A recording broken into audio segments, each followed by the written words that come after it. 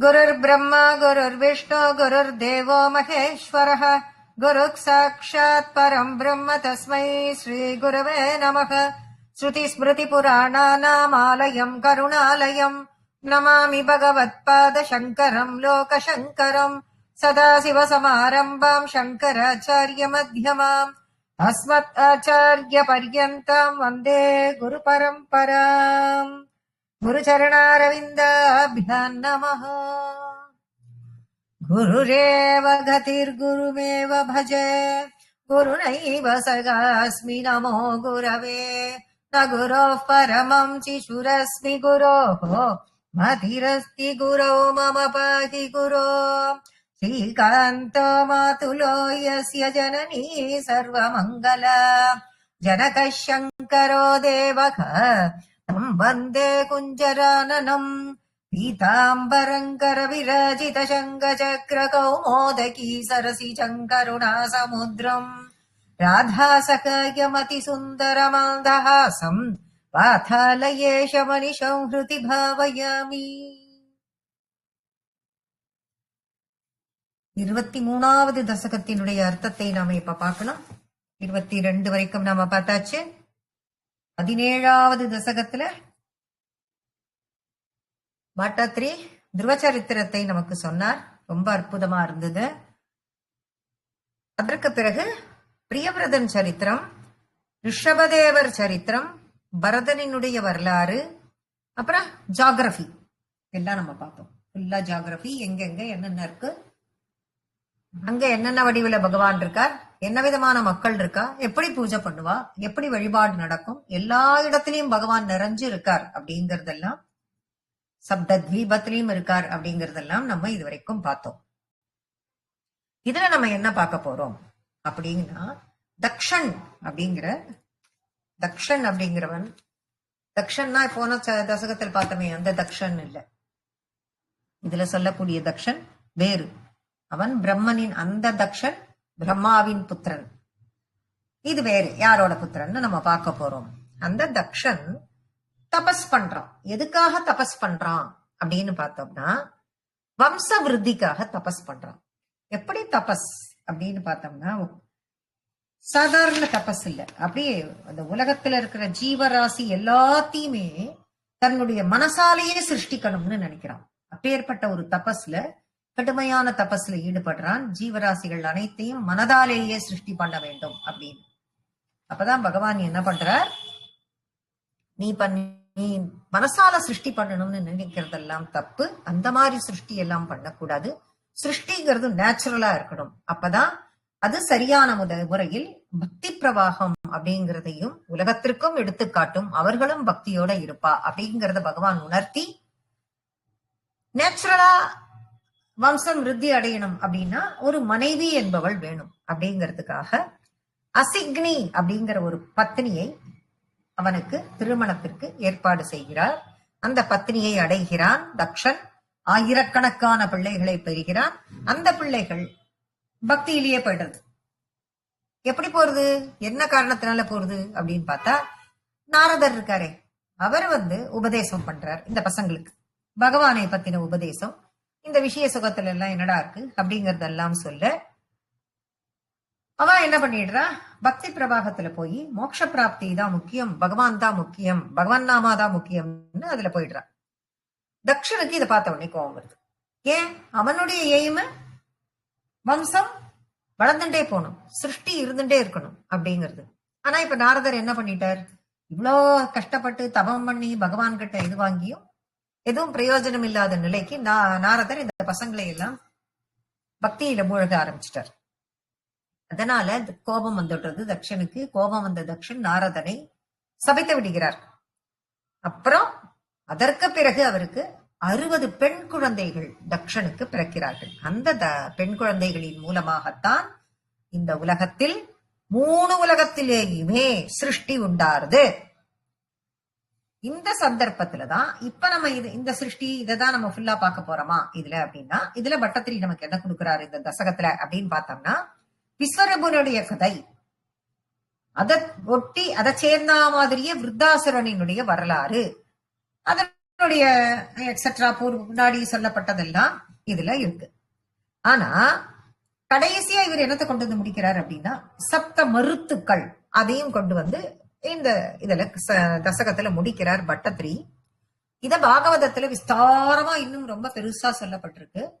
அப்படி சொன்னதெல்லாம் பட்டத்திரி என்ன பண்ணிடுறார், அப்படி கொஞ்சம் கொஞ்சமா இது வேண்டாம் இது வேண்டாம் இது வேண்டாம் ஒமிட் பண்றார். ஏன் ஒமிட் பண்ணிட்டே வந்துட்டு சித்திரகேது மட்டும் எடுத்துக்கிறார் அப்படின்னு பார்த்தோம்னா இவருக்கு குருவாயூரப்பன் தான், குருவாயூரப்பனும் இவரும் அப்படின்னு பேசும்பொழுது குருவாயூரப்பனின் பெருமையை உயர்த்துவதாக இருக்கிறது தான் அதுல இருந்து ஷார்ட் லிஸ்ட் பண்றார் அவர். அததான் ஜூஸா எடுத்து நமக்கு கொடுத்துட்டு இருக்காரு. அப்படி அந்த சித்திரகேது நாராயணனின் சிறந்த பக்தன் அப்படிங்கறதுனால பட்டத்திரி அத கொண்டு வந்து நமக்கு கொடுக்கிறார். அப்போ அப்படித்தான் இந்த ஸ்டோரி நமக்கு ஆரம்பிக்கிறது, இந்த தசகம் நமக்கு ஆரம்பிக்கிறது. பட்டத்திரி அப்படிதான் ஆரம்பிச்சு ரொம்ப ரசமாக, இது பாகவதத்தினுடைய 6வது ஸ்கந்தத்துல வருது. முன்னாடி வரக்கூடியதெல்லாம் அப்படியே விட்டுட்டு கடைசியில இருக்கு ஸ்கந்தம் முடியிருச்சே, அந்த முடியக்கூடிய பின்பாதி அப்படின்னு சொல்றோம் இல்லையா, அந்த பகுதியில தான் இது இருக்கு. அதை மாத்திரம் எடுத்துட்டு நமக்கு கொடுத்திருக்காரு. அது என்னங்கறத நம்ம இப்ப பார்க்கலாம். பிராச்சேதசஸ்து பகவன் அபரோஹி தக்ஷக त्वत्सेवनं व्यधित सर्ग विवृद्धि कामः आविर्बभूविथ तदलसदष्टबाहु बाहुको तस्मै वरं दधित ताञ्च वधूमसिग्नी. प्राचेतसस्तु भगवान, பகவானே குருவாயூரப்பா. பிரச்சேதஸ் அப்படின்னு ஒரு மன்னன், பிரச்சேதஸ் அப்படின்னு ஒரு மன்னன் இருந்தான். அந்த மன்னனுக்கு ஒரு மகன் பிறந்தான். அந்த மகனுக்கு பேர் தக்ஷன்னு அப்புறம் பேர் வந்தது பிராச்சேதஸ் அப்படின்னு சொல்லப்பட்டது. எப்படி வசுதேவன் வாசுதேவன் அப்படிங்கிற நாமம் வந்ததோ அதே மாதிரி பிரச்சேதஸ் பிராச்சேதஸ் அப்படிங்கிற நாமம் தான் முதல்ல அவனுக்கு தக்ஷன், அவன்தான் தக்ஷன். இவன் அந்த இதுல வந்துட்டு இருக்கிறப்போ உன்னுடைய வழிபாட்டில் ஈடுபடும். இவன் பகவானையே வழிபட்டு இருக்க அந்த பகவன் அபரோஹி தக்ஷக அப்படி வந்தக்கூடிய அவன் தத் சேவனம் உன்னை சேவித்துக் கொண்டே உன்னுடைய வழிபாட்டிலேயே வியதித ஈடுபட்டு கொண்டிருந்தான். அப்படி ஈடுபட்டு கொண்டிருந்த அந்த தக்ஷன் என்ன ஆசையோட வழிபாட்டுல ஈடுபட்டான், தவம் பண்ணான் அப்படின்னா, வழிபாட்டில் ஈடுபட்டான் அப்படின்னா நான் ஏற்கனவே சொன்ன மாதிரி தவம் செய்து கொண்டிருந்தான். அந்த தட்சனாகப்பட்டவன் தவம் செய்து கொண்டிருந்தான். அப்படி தவம் செய்து கொண்டிருந்த அவன் என்ன காரணத்திற்காக அப்படின்னா வம்ச விருத்திக்காக. என்ன காரணத்திற்காக? வம்ச விருத்திக்காக தவம் செய்து கொண்டிருந்தான். சரி, அப்படி உன்னை வழிபட்டார். அப்ப நீ என்ன பண்ண? அவன் முன்னே தோன்றினாய் அப்படிங்கிறார். யதீத சர்க்க விவிருத்தி காமக. விவிருத்தி காமகன்னா சர்க்க விவிருத்தி, விருத்தி அடையணும், விருத்தி அடையணுங்கிற காமக ஆசையோட, விருத்தி அடையணுங்கிற அந்த விருப்பத்தோட உன்னை நோக்கி அவன் தவம் பண்ணிட்டே இருந்தான். ஆவிர்பூவித ததா. ஆவிர்பாவம் அப்படின்னா முன்னாடி தோன்றுதல். ஆவிர்பாவம் அப்படின்றது தோன்றுதல். நீ என்ன பண்ண? லசதஷ்ட பாகு. நீ என்ன பண்ணினாய் அப்படின்னா காட்சி அளிச்ச அவனுக்கு. எப்படி? லசத்து அஷ்ட பாகு அப்படின்னாக்க எப்படி, என்ன அர்த்தம் அப்படின்னு பார்த்தா ஒளி வீசுகின்ற, அப்படியே லசத்து அப்படின்னு ஒளி வீசுகின்ற, அப்படி பிரகாசமாக. அஷ்டபாகு, அஷ்டம்னா 8, பாகுன கைகள், 8 கைகளோட அவன் முன்னாடி நீ காட்சி அளிச்ச. அப்படி அவனுக்கு காட்சி அளிச்சதோட மட்டுமா நீ இருந்த குருவாயூரப்பா? அப்படி காட்சி அளிச்சதோட நீ நிக்கல. தஸ்மை வரம் ததித. அவனுக்கு வரத்தையும் நீ கொடுத்தியே. என்ன வரத்தை கொடுத்த? தாஞ்ச வதூம் அசிக்னீம். தாஞ்ச வதூம் அசிக்னீம் அதை பிரிக்கணும். வதூம்னா மனைவி, அசிக்னீம் அசிக்னி என்று ஒரு மனைவியையும் அவளுக்கு வரமா நீ கொடுத்த. அப்படின்னு ஒரு பத்னியை அவளுக்கு வரமா கொடுத்தேன்னு சொல்லி, இப்படி ஒரு தவம் பண்ணிட்டு இருந்தவனுக்கு அப்படி ஒரு பத்னியை நீ வரமா கொடுத்தியா அப்படின்னு சொல்லிட்டு குருவாயூரப்பன் கேட்கிறார். ஆமாம் அப்படின்னு சொல்லிட்டு சொல்றார். அதை கொடுத்ததோடு இல்லாமல், வரத்தை கொடுத்ததோடு இல்லாமல் அப்படிப்பட்ட ஒரு பத்னியையும் அவனுக்கு வரமாக கொடுக்க கூடவே என்ன பண்றார்? நல்ல சந்ததியையும் நீ அடைவாய் அப்படின்னு சொல்லிட்டு அனுகிரகமும் பண்றார் குருவாயூரப்பன் அப்படின்னு சொல்லி அந்த ஸ்லோகத்தை அவர் முடிக்கிறார். तस्यात्मजास्त्वयुतमीश पुनः सहस्रम् श्रीनारदस्य वचसा तव मार्गमापुः नैकत्रवासमृषये समुमोच शापम् भक्तोत्तमस्तु ऋषिरनुग्रहमेव मेने अयुतम् ईश தஸ்யாஸ்துவம் ஜாஸ்து அயிதம் ஈஷ ஈஷ குருவாயிரப்பா தஸ்ய அந்த தக்ஷனினுடைய ஆத்மஜாஸ்து பிள்ளைகளான அந்த தக்ஷனுக்கு தான் நிறைய குழந்தைகள் பிறக்கிறா. எத்தனை பிள்ளைகள் பிறக்கிறார்கள்? அப்பா பிள்ளைகளான அயுதம். அயுதம்னா 10,000 குழந்தைகள். அயுதம் அப்படின்னா 10,000. அப்புறம் 10,000 பேர்களும் அயுதம். அப்புறம் 10,000 10 பிளஸ் 1000 புனசகசிரம் மேலும் சகசிரம் கூட இன்னொரு 1000. அயுத்தம்னா 1000 புனசகசிரம்னா பிளஸ் 1 11,000 குழந்தைகள் பிறக்கிறார்கள். இப்படி 11,000 பிள்ளைகள் அவர் சொன்னபடி முறைப்படி நேச்சுரலா 11,000 குழந்தைகள் பிறந்தார்கள். அப்ப முறைப்படி அவன் திருமணம் பண்ணிக்கிறான் தக்ஷன். அப்படி சிந்திச்சுட்டு இருந்த போதே அப்பா முறைப்படி திருமணம் பண்ணிட்டு பகவான் சொன்னபடி நேச்சுரலா பகவான் தனக்கு அனுகிரகம் பண்ணினார். அந்த அனுகிரகத்தின்படி ஒரு நல்ல மனைவி நமக்கு கிடைத்தால் அதன் மூலமாக 11,000 மகன்கள் கிடைத்தார்கள். பிள்ளைகள்னு சொல்றது இந்த இடத்துல மகன்கள்.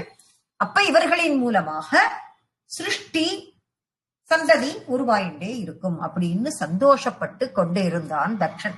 அப்போ ஸ்ரீநாரதஸ்ய வச்சசா தவ மார்க்கமாபுகோ அப்ப இவாளுக்கு திருமணம் பண்ணி வைக்கணும். இவாளோட சிருஷ்டி பண்ணணும் இவா உலகத்துல அப்படின்னு சொல்லிட்டு சொன்னா எப்படி பகவான் சொன்னார் நேச்சுரலா தான் குழந்தைகள் பிறக்கணும். எப்படி மனசால தவம் பண்ணி அந்த மாதிரி எல்லாம் குழந்தைகள்லாம் பிறக்க கூடாது. அப்படி பிறக்கிற குழந்தைகள் தான் பக்தி மார்க்கத்தில் ஈடுபட முடியும்னு பகவான் சொன்னதின் காரணமாக இந்த மகன்களுக்கு திருமணம் செய்து வைக்க வேண்டும் என்று தக்ஷன் விரும்புறான். தக்ஷன் விரும்புற அந்த நேரத்தில் இந்த இவர் என்ன பண்ண யார் வரா அங்கன்னா நாரதர் ஸ்ரீநாரதஸ்ய. அப்போ நாரதர் அங்க வரார். நாரதர் வந்த உடனே அவர் இந்த பசங்களை எல்லாம் கூப்பிடுறார். இந்த பசங்களை எல்லாம் கூப்பிட்டு என்ன பண்றார் வச்சசா பேசுறாரு அந்த குழந்தைகள்கிட்ட.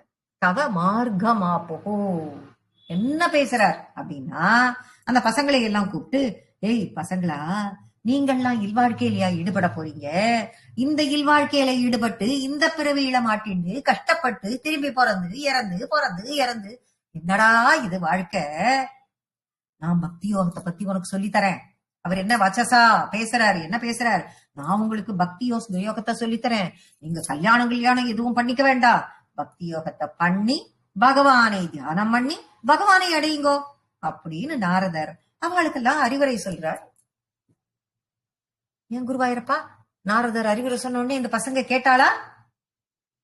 அப்ப இந்த பசங்க நைகத்ரவாசமிருஷயேச முமோச்ச சாபம் உடனே தன்னுடைய மோட்ச மார்க்கத்திற்கு இவாள்லாம் போகணும் அப்படின்னு சொல்லிட்டு அவர் நாரதர் சொன்ன உடனே இவாள்லாம் போயாச்சு. அவ்வளவுதான். இவாள்லாம் போன உடனே நைகத்ரவாசம். இப்ப இந்த நாரதர் பார்த்த உடனே யாருக்கு தக்ஷனுக்கு என்ன வருது? கோபம் வருது. இந்த ரிஷியே கோபம் வருது. இந்த ரிஷியை பார்த்த உடனேயே ஆஹா ஒரே ஏக்கத்திரவாசம்னா என்ன அப்படின்னு அர்த்தம்னாக்க ஒரே இடத்தில் நிலையாக இருப்பவர்.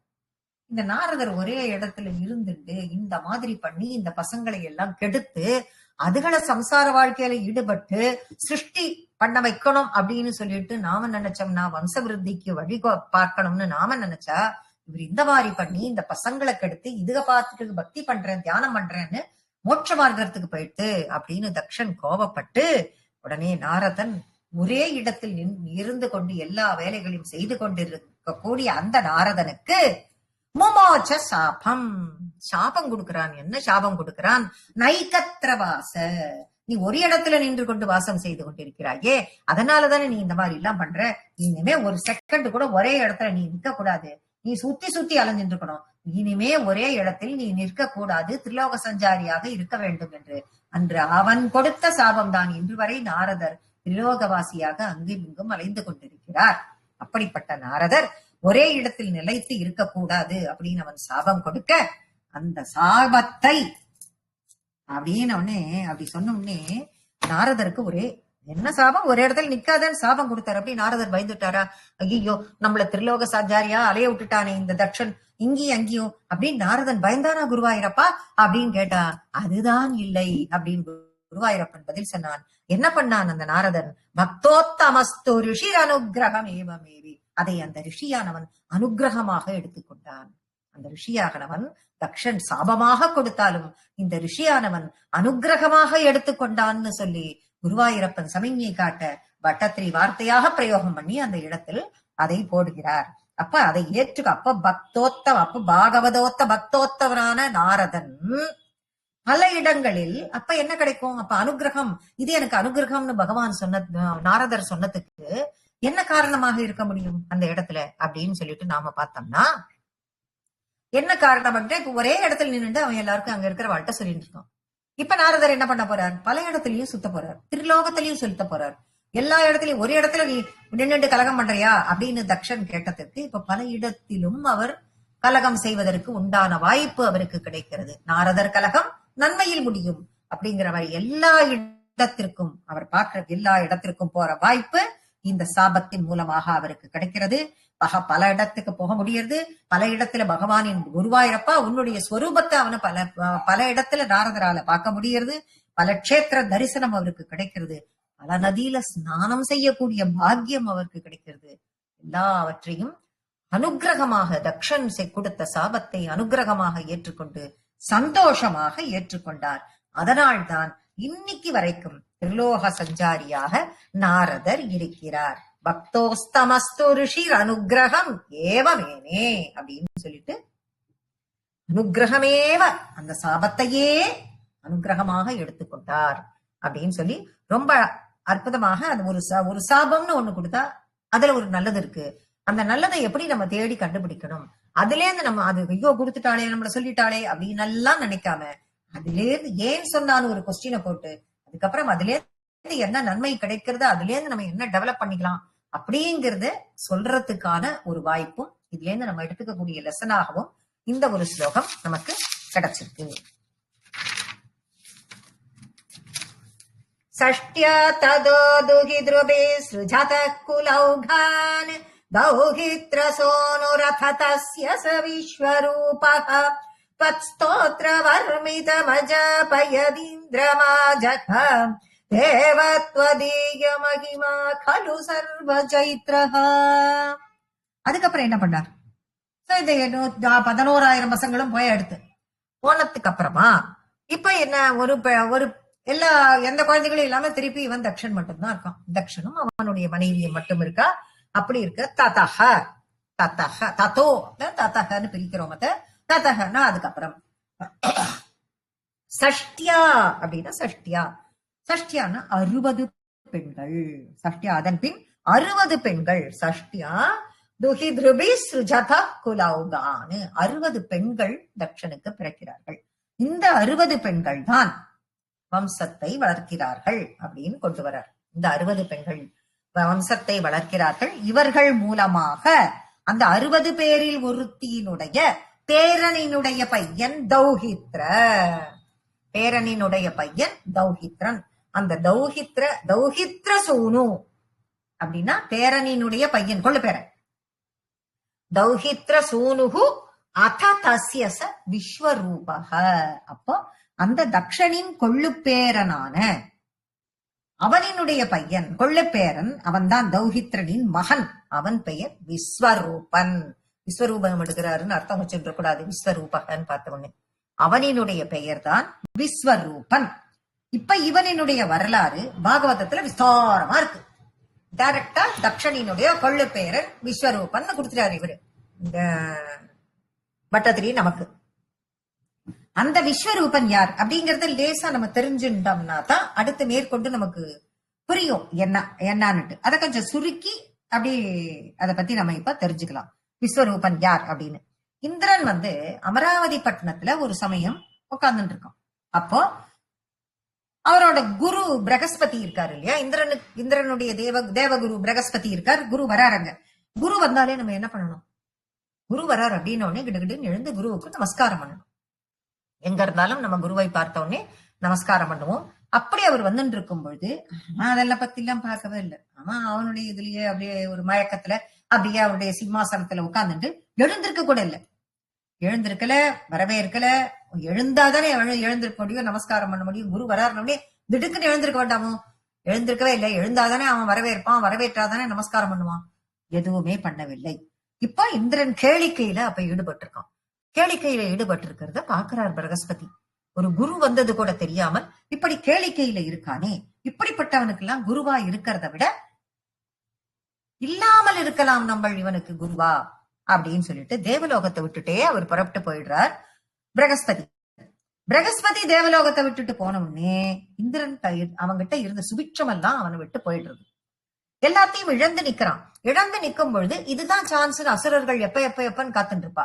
அப்ப அசுரர்கள் இவங்கிட்ட சுபிக்ஷம் இல்லாத இருக்கான், இவன் எல்லாத்தையும் இந்த டயத்துல இழந்து நிக்கிறான், இப்பதான் போய் இவன் அட்டாக் பண்ணலான்னு அசுரர்கள் போய் இந்திரனை அட்டாக் பண்றா. இந்திரனை அட்டாக் பண்ணி இந்திரனை தோற்கடிக்கிறார்கள். தோத்து போன உடனே ஐயோ என்னாச்சு, ஏன் நம்ம இப்ப தோத்து போயிட்டோம், ஏன் நமக்கு சக்தி இழந்து போயிட்டோம் அப்படின்னு அவனுக்கு ஒரு டவுட் வருது. உடனே பிரம்மாட்ட போயிட்டான். பிரம்மா கிட்ட போய் என்ன காரணம், ஏன் எனக்கு இந்த மாதிரி ஆச்சு அப்படின்னு சொல்லி பிரம்மாட்ட போய் கேட்கும் பொழுது, ஏண்டா இந்திரா, இதுக்கு தனியா வேற நான் உனக்கு லெக்சர் எடுக்கணுமா? நீ என்ன பண்ணி வச்சிருக்க, அதை எங்க கேட்கறதுக்கு வேற எங்கன்னு தூக்கின்னு வந்துட்டியா? ஆச்சாரிய அவமரியாதை பண்ணிட்டு கேள்வி கேட்கிற நீ அப்படிங்கிறார். குருவோட உள்ளம் வருத்தப்பட்டா அப்படித்தான், போய் அவர்கிட்ட மன்னிப்பு கேளு போ அப்படின்னு அனுப்பினா, இவன் என்ன பண்றான், பிரகஸ்பதியை தேடிட்டு போறான். இந்திரன் பிரகஸ்பதியை தேடிட்டு போறான். பிரகஸ்பதிக்கு தெரியறது இந்திரன் வரான், தன்னை தேடிட்டு வரான், நமஸ்காரம் பண்ண வரான், மன்னிப்பு கேட்க வரான்னு பிரகஸ்பதிக்கு தெரிஞ்சாலும் இந்திரனோட முகத்துல முழிக்கிறதுக்கே பிரகஸ்பதி விரும்பல. அவர் மறைஞ்சுட்டு இருக்கா, ஒளிஞ்சுட்டு விடுறார். எங்க தேடியும் இந்திரனுக்கு கிடைக்கலை. உடனே திரும்பவும் இந்திரன் என்ன பண்ணுவான், பழையபடி பிரம்மாட்ட தான் வந்தாகணும்.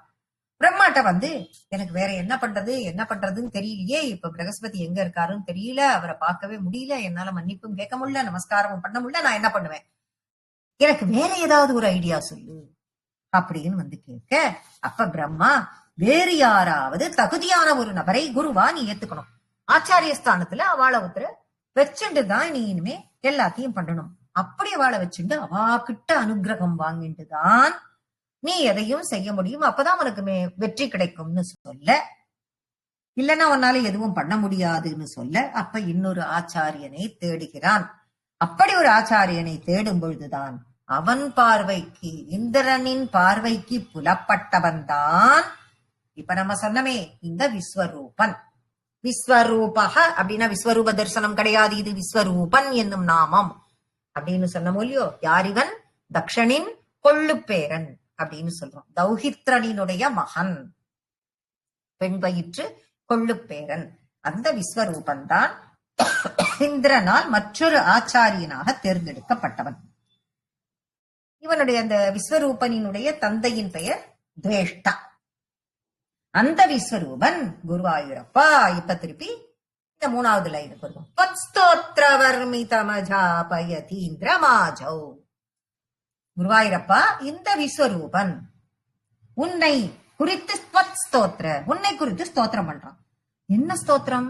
இப்ப யாரு, இப்ப முதல்ல இப்ப குருவோட அனுகிரகம் வேணுமோ இல்லையோ, இந்த விஸ்வரூபன் கிட்ட போய் கேட்க, இந்த விஸ்வரூபன் தான் நாராயண கவச்சம் அப்படிங்கிற கவச்சத்தை, இந்த விஸ்வரூபன் தான் நாராயண கவச்சம்னு ஒண்ணு இருக்குங்கிறது நிறைய பேருக்கு தெரியும். இந்த நாராயண கவச்சத்தை இந்த விஸ்வரூபன் தான் இந்திரனுக்கு உபதேசம் செய்கிறான். இந்த ஸ்தோத்திரத்தை இந்திரனுக்கு சொல்லி கொடுத்து சொல்ல வைக்கிறான். ஸ்தோத்திர வர்மித மஜாபய இந்திர மாஜோ, அத ஸ்தோத்திரத்தை சொல்ல வைக்கிறான். அதற்குத்தான் நாராயண கவச்சம் என்று பெயர். தேவத்வதீய மகிமா கலு சர்வ சைத்ரக.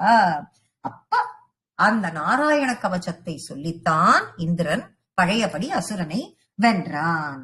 அப்ப குருவாயூரப்பா, உன்னுடைய மகிமை, தேவத்வதீய மகிமா, குருவாயூரப்பா இது எல்லாம் உன்னுடைய மகிமை. கலு சர்வ சைத்ரக, உன்னுடைய மகிமை மட்டுமல்ல, எல்லா விதத்திலும் மிக உயர்ந்தது உன்னுடைய கருணைதான். ஏன் குருவாயூரப்பா, உன்னுடைய கருணை எங்கதான் வெற்றி பெறாது? உன்னுடைய மகிமைன்னா இதை வேற உனக்கு வார்த்தையா வேற சொல்லணுமா? எப்போவும் அது வெல்லக்கூடியது தானே. உன்னுடைய அருளால நாராயண கவச்சம் சொல்லி வென்றவனே அவன் தானே அப்படின்னு சொல்லி நாராயண கவச்சத்தை சொன்னால் வெற்றி பெறாமல் இருக்க முடியுமா? யார்தான் தோத்து போயிடுவா அப்படின்னு சொல்லி இந்த ஸ்தோத்திரத்தை முடிக்கிறார். இப்போ இனிமேல் வரலாறாக 4வது ஸ்லோகத்தில் இருந்து 8வது ஸ்லோகம் அப்படியே சித்திரகேதுவினுடைய வரலாறு வரப்போறது. இப்போ சூரசேன விஷயே கில சித்திரகேதுः புத்திரக்ரஹீ நிருபதிரங்கிரச பிரபாவாத் லப்த்வைக புத்திரமத தத்ர ஹதே சபத்னி சங்கைரமுஹ்யதவசஸ்தவ மாயயாசௌ. பிராக் முன்னொரு காலத்தில், முன்னாடி, சூரசேன விஷயே, சூரசேனனினுடைய நாட்டில், முன்னாடி ஒரு காலத்தில் சூரசேனன் அப்படிங்கிற சூரசேனன் என்ற ராஜா இருந்த ஒரு நாட்டில் சித்திரகேது, சூரசேன நாடு இது, அதில் சித்திரகேது அங்க ராஜாவாக சித்திரகேது என்பவன் ஆட்சி செஞ்சுன்னு வரான். அந்த ராஜாவும் இவனும் பிள்ளை வரம் வேண்டி நின்றான். இவனும் என்ன பண்ணினா புத்திராகிரகி, புத்திரன் வரம் வேண்டி நிருபதி ரங்கிரச பிரபாவாத்து, அங்கீரசன் என்ற அப்ப புத்திர வரம் வேண்டி அது பூஜை பண்றான், யாகம் பண்றான், எல்லாம் பண்ணிட்டு இருக்கான். அப்படி பண்ணிட்டு இருக்கும் பொழுது அங்கீரசன் என்ற ரிஷி இவனை மீட் பண்றார். யார? இந்த சித்திரகேதுவ அங்கீரஸ் அப்படிங்கிற ரிஷி மீட் பண்றார். மீட் பண்றவர் பிரபாவாத், அவரினுடைய அனுகிரகத்தால இவனுக்கு ரொம்ப நாளா, இவனுக்கு நிறைய பத்னிகள், ஆனா இவனுக்கு ரொம்ப நாளா குழந்தைகள் இல்லாமல் இருக்கா. அப்படி இருந்த காரணத்தினால புத்திர வரம் வேண்டி யாகங்கள்லாம் செய்யறான், நிறைய தவம் இருக்கான், தானம் இருக்கான், கோயில் கோயிலா போறான். எல்லாம் பண்ணும் பொழுது ஒரு நாள் இந்த அங்கீரஸ் அப்படிங்கிற ரிஷியை மீட் பண்றான். மீட் பண்ணி அவருடைய அனுகிரகத்தால ஒரே ஒரு மனைவி, அந்த அத்தனை மனைவிகளில் ஒருத்திக்கு மட்டும் ஒரே ஒரு மகன் பிறந்தான். அந்த ஒரு மகனை அவள் பெற்றெடுத்தாள். நிறைய மனைவிகள், இவாள்லாம் என்ன பண்றா? முதல் மனைவி கிருதத்யுதியின் பேர், அவளுக்கு குழந்தை பிறக்கிறது. மீதி பேருக்கெல்லாம் எப்படி இருக்கும்? மீதி பேரெல்லாம் இந்த காலத்து வழக்குப்படி, இல்ல அப்பையும் அதே பேராதான் இருக்கும், சக்களத்தி என்று சொல்வார்கள். அப்போ லப்ஷைக புத்திரமத தத்ர ஹதே சபத்னி, சபத்னி, பத்னி சபத்னி, சபத்னின்னு அது சான்ஸ்கிரிட் வேர்டு யூஸ் பண்றோம். தமிழ்ல எல்லாம் சொல்லும் போது சக்களத்தி அப்படிங்கிற வார்த்தையை யூஸ் பண்றோம். அந்த வார்த்தையை யூஸ் பண்ணும் பட்சத்தில் மீதி அடுத்த மனைவியர், முதல் மனைவிக்கு குழந்தை பிறக்கிறப்போ மீதி பேருக்கெல்லாம் குழந்தை இல்லாதப்போ அவளுக்கு எல்லாம் எப்படி இருக்கும்? பொறாமையா இருக்கு. அப்ப என்ன பண்ணலாம்னு அவளுக்கு தோன்றது. இவா எல்லாரும் சேர்ந்து என்ன பண்றா? சங்கைரமுஹ்ய தவசஸ்தவ மாயையாசௌ, இவா எல்லாருமே சேர்ந்து என்ன பண்ணிடுறா? ஒண்ணு கூடி திட்டம் போடுறா. மீதி சபத்னி, அத்தனை பத்னிகள் அத்தனை பேரும், அந்த முதல் மனைவி குழந்தை அவங்களை தவிர மீதி எல்லோரும் ஒன்னா சேர்ந்து திட்டம் தீட்டி அந்த குழந்தையை கொன்று விடுகிறார்கள். அந்த குழந்தையை கொன்னுடுறது அப்படின்னு ஒரு முடிவு கட்டி அந்த குழந்தைக்கு ஒரு விஷத்தையும் கொடுத்து அதை கொலை பண்ணிடுறா. இதை பார்க்கிறான், இதை அறிகிறான் சித்திரகேது. இது அவனுக்கு தெரியுது. இந்த சித்திரகேதுவுக்கு இது தெரியுது. தெரிஞ்ச உடனே அவன் என்ன செய்யறான் அப்படின்னா, தன் வசம் இழந்து போறான். ஒரு குழந்தை வேணும் வேணும் இவ்வளவு நாள் தவம் இருந்து பிறந்து அந்த குழந்தை இப்படி அது இறந்து போறது அப்படின்னு தெரிஞ்ச உடனே ஒரு தந்தை தாயினுடைய நிலை எப்படி இருக்கும் அப்படின்னும் பொழுது அவன் தன் வசம் இழந்து அப்படியே மயங்கி கீழே விழுந்து பித்தம் பிடிச்சவன் மாதிரி ஆயிடும். அந்த மாதிரி ஆகிற அந்த சிச்சுவேஷன்லயே அப்போ என்ன பண்றார்? குருவாயிரப்பா எல்லாம் அப்ப மாயையாசௌ தவசஸ் தவசஹா தவ மாயையாசௌ, உன்னுடைய மாயை, இது எல்லாமே உன்னுடைய மாயை குருவாயிரப்பா. உன்னுடைய இல்லையில் நீ விளையாடுற, எனக்கு நன்னா புரியுது. நீ எப்பதான் விளையாட மாட்டேன், நீ எதுக்குதான் நீ விளையாட மாட்டேன், நீ எப்ப என்ன லீலை பண்ணுவேன்னு எனக்கு புரியவே இல்லையே. கொன்றதும் உன்னுடைய லீலை. இவா எல்லாரையும் சேர்ந்து விஷம் கொடுத்து கொல்ல வைக்கணுங்கிற எண்ணத்தை வா மனசுல உண்டாக்கி கொல்ல வச்சதும் உன்னுடைய மாயை. நீ செஞ்சது மயங்கி விழுந்தானே இவன் தகப்பன், அவன் மயங்கி விழுந்தானே, அதுவும் உன்னுடைய மாயை.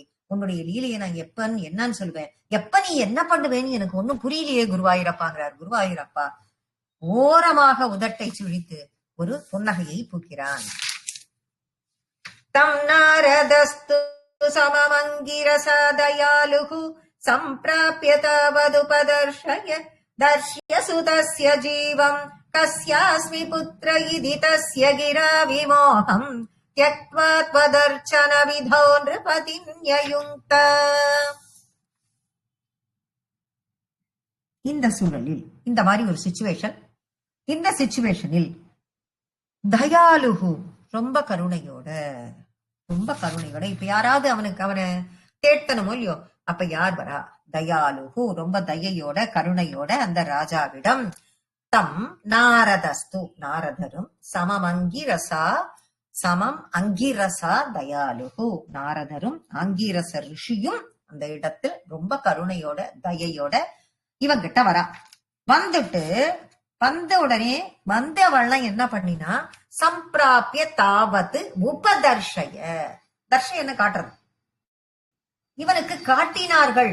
அவ 2 பேரும் இவங்கிட்ட வந்து இவனை தேத்தறதுக்காக இவனை கூட்டிட்டு போய் காட்டினார்கள். எதை காட்டுறா அப்படின்னா சுதஸ்ய ஜீவம். சுதன் அப்படின்னா மகன். சுதஸ்ய ஜீவம் இறந்து போன அந்த குழந்தையின் ஜீவம் ஜீவாத்மாவை காட்டினார்கள். ஜீவாத்மாவெல்லாம் பார்க்கவே முடியாது. ஆனா இவனினுடைய இந்த மயக்கத்தை பார்த்தவொடனே அப்ப எல்லாருமே மயங்கி விழுந்துட்டா இவ 2 பேரும் வந்து காட்டுவாளா? அப்படி கிடையாது. இதுல இருந்து ஒரு லெசன் தெரிஞ்சுக்கணுங்கிறதுக்காக தான் அதெல்லாம் சொல்லப்படுகிறது. அப்படிப்பட்டவனுக்கு அந்த குழந்தையினுடைய ஜீவாத்மா அவன் கண்ணுக்கு தெரியற மாதிரி காட்டுறான். காட்டின உடனே யாரா எப்படி அவளுக்கு மட்டும் எப்படி காட்ட முடிஞ்சது அப்படின்னா அவளுக்கும் தவசக்தி இருந்தது. இவனுக்கும் குழந்தை வரம் வம்சம் வேணுங்கிறதுக்காக இவனும் தவம் பண்ணியிருக்கான். அப்ப 2 பேருக்குமே தவசக்தி இருந்த காரணத்தினால அவர்களால் அந்த குழந்தையின் ஜீவாத்மாவை காட்ட முடிந்தது. இவனால் அந்த குழந்தையின் ஜீவாத்மாவை பார்க்க முடிந்தது. அதுதான் அந்த இடத்துல ரொம்ப முக்கியமான பாயிண்ட். அப்ப அந்த ஜீவாத்மா கிட்ட போய் இவாள்லாம் சொல்றாளாம். யாரு? நாரதரும் அங்கீரசரும் போய் சொல்றாளாம் அந்த ஜீவாத்மாட்ட, இவாதான் உங்க அப்பா. அந்த ஜீவாத்மா முதல்ல கேக்குறது, இவாள்லாம் தெரியுது அதுக்கு.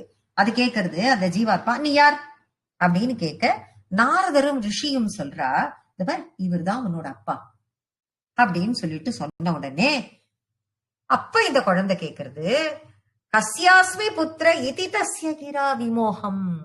அப்ப கேட்ட உடனே இந்த குழந்தை சொல்றது, இவர் எனக்கு அப்பாவா? இவருக்கு நான் பையனா? நான் யாருக்கு பையன்? ஜீவாத்மாவுக்கு பிறப்பு இறப்பு உருவாக்கம் வர்றது வளர்றது போறது அப்படிங்கிறதுக்கு எதுவுமே கிடையாதே. உடலுக்குத்தான் பிறப்பு, உடலுக்குத்தான் இறப்பு, உடலுக்குத்தான் வளர்ச்சி உருவம் எல்லாம் இருக்கு. ஜீவாத்மா எப்பவும் இருக்கிறது தானே. அது எங்க பறக்கிறது, அது எங்க இறக்கிறது? அப்ப சரீர ரீதியாக இருப்பினும், அப்ப இது சரீர ரீதியாக எது இருந்தாலும் எந்த ஜென்மத்துல நான் இவருக்கு பையன், எந்த ஜென்மத்துல இவர் எனக்கு அப்பா அப்படின்னு அந்த ஜீவாத்மா கேட்கிறது. இப்ப ஒரு ஜென்மாவிலும் அந்த ஜீவாத்மாவிற்கு இந்த ஜீவாத்மாவில் இவர் தந்தையாக இருப்பார், இந்த ஜீவாத்மா இந்த பிறப்பில் இவர் தந்தையாக இருந்திருக்கிறார், போன பிறப்பில் யாரோ ஒருவர் தந்தை, அடுத்த பிறப்பில் யாரோ ஒருவர் தந்தை, இப்படி அது மாறிக்கொண்டுதான் இருக்கும். அப்ப ஜீவாத்மாவாக இருக்கும் பொழுது அதுக்கு எந்த பிறப்பில் யார் யாரினுடைய தந்தைன்னு அதுக்கு தெரிய போவது இல்லை. அதனால நீ எந்த பிறப்பில நீ எனக்கு தந்தை அப்படின்னு சொல்லி கேட்கும் பொழுதுதான் ஒவ்வொரு ஜென்மாவிலும் ஒவ்வொருத்தருக்கும் மகனாக நான் இருந்திருப்பேனே அப்படின்னு சொல்றது அந்த ஜீவாத்மா. இத கேட்ட உடனே மயக்கத்தில் இருந்த விமோகம் அப்படின்னா மயக்கம், கிரா விமோகம், மயக்கத்தில் விழுந்திருந்த யாருக்கு? சித்திரகேதுவிற்கு மயக்கம் தெளியறது. மயக்கத்தில் விழுந்திருந்தானே, எந்த மயக்கம்? புத்திர மோகத்தில் விழுந்தான் அர்த்தம். மயக்கம் போட்டு கீழே விழுந்துட்டான்னு அர்த்தம் கிடையாது. புத்திர மோகத்தில் இருந்தவனுக்கு இந்த ஜீவாத்மா சொன்னது மயக்கம் தெளிகிறது. இப்ப அவனுக்கு ஒரு தெளிவு பிறக்கிறது.